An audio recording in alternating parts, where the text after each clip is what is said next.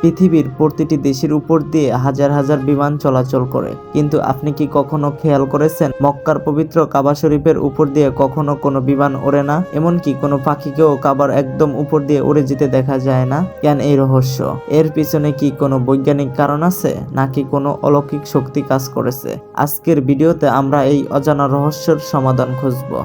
বিজ্ঞানীদের মতে মক্কার এই পবিত্র মরুভূমিটি পৃথিবীর চুম্বকীয় কেন্দ্র, একদম মাঝখানে অবস্থিত। এই জায়গার মাধ্যাকর্ষণ শক্তি অন্যান্য জায়গার চেয়ে অনেক বেশি। বৈজ্ঞানিকরা পরীক্ষা করে দেখেছেন যে কাবার এই বিশেষ পয়েন্টে এলে কম প্রেসারের কাঁটা সঠিকভাবে কাজ করে না, তাই বিমান চলাচলের ক্ষেত্রে সিগন্যাল পাওয়া বা দিক নির্ণয় করা অসম্ভব হয়ে পড়ে। অনেক বিশেষজ্ঞ মনে করেন এই শক্তিশালী চুম্বকীয় টানের কারণে বিমানের নিরাপত্তা বিষণ্ণ হতে পারে, আর তাই প্রাকৃতিকভাবে এটি বিমান চলাচলের অনুপযুক্ত। বিজ্ঞানের পাশাপাশি এর একটি ধর্মীয় ও প্রশাসনিক কারণ আছে।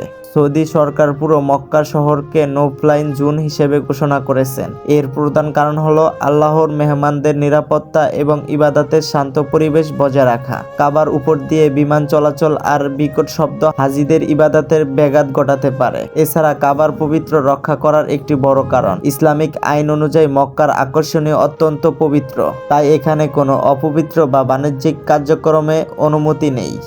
অনেকে প্রশ্ন করেন কাবার উপর দিয়ে কি পাখি ওড়ে না? খেয়াল করলে দেখবেন কাবার চারপাশে প্রচুর কবুতর ও পাখি উড়াউড়ি করে, কিন্তু তারা কখনোই কাবার মূল গম্বুজ বা কাবার একদম উপর দিয়ে উড়ে যায় না। তারা সবসময় কাবার চারপাশ দিয়ে তোয়াফ করার মতোই করে ওড়ে। এটি একটি প্রাকৃতিক বিষম্য বা আজ মানুষকে অবাক করে দেয়।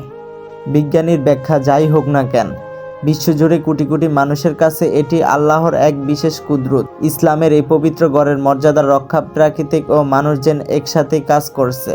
আজকে এই তথ্যটি আপনার কাছে কেমন লাগলো? আপনি কি আগে এটি জানতেন? কমেন্টে অবশ্যই আপনার মতামত জানান।